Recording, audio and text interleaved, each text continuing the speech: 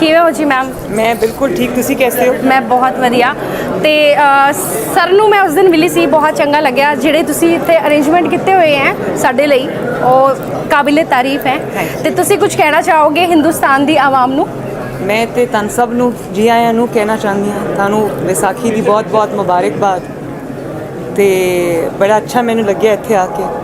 ਔਰ ਮੈਂ ਚਾਹੁੰਦੀ ਹਾਂ ਕਿ ਇੰਡੀਆ ਦੇ ਜਿਹੜੇ ਪੰਜਾਬ ਦੇ ਸਾਡੇ ਭੈਣਾਂ ਨੇ, ਭਰਾ ਨੇ, ਬਜ਼ੁਰਗ ਨੇ, ਉਹ ਇੱਥੇ ਬੜੇ ਸ਼ੌਕ ਨਾਲ ਆਉਣ, ਉਹਨਾਂ ਵਾਸਤੇ ਇੱਥੇ ਆਸਾਨੀਆਂ ਹੋਣ, ਸਾਰਾ ਕੁਝ ਹੋਣ, ਸਾਰਾ ਕੁਝ ਹੋਵੇ। ਤੇ ਸਾਡੇ ਰਮੇਸ਼ ਸਿੰਘ ਅਰੋੜਾ ਸਾਹਿਬ ਨੇ ਜੀ, ਜੋ ਪਹਿਲੇ ਸਿੱਖ ਮਿਨਿਸਟਰ ਨੇ ਪਾਕਿਸਤਾਨ ਦੇ, ਤੇ ਇਹਨਾਂ ਨੂੰ ਮੈਂ ਕਿਹਾ ਹੈ ਕਿ ਇਹਨਾਂ ਨੂੰ ਖੋਲੋ, ਲੋਕਾਂ ਨੂੰ बुलाओ, ਇੱਥੇ सहूलियात पैदा करो ताकि लोग आए आराम से रहें। बहुत खुशी हुई आपसे आज मिलकर। Thank you very much. Thank you sir. Madam साहब का काफिला पूरा जारी है, उत्ते ड्रोन ते पूरी सिक्योरिटी तैनात ने नाल, ते जेड़ा हजूम हैगा उत्तरा। ये मेरी कज़न सिस्टर है। अच्छा, आपका नाम? एकता। एकता जी। अच्छा, आप पढ़ते हैं दोनों? जी। क्या करते हैं? मैं अभी कॉलेज में हूँ और मैं स्कूल में? मैट्रिक। हाँ, आप छोटे हो? जी, बड़ी हूँ। अच्छा, तो आप कौन से क्या पढ़ते हैं, मतलब क्या सब्जेक्ट्स हैं? क्या? बायोसाइंस। बायोसाइंस, ठीक है जी।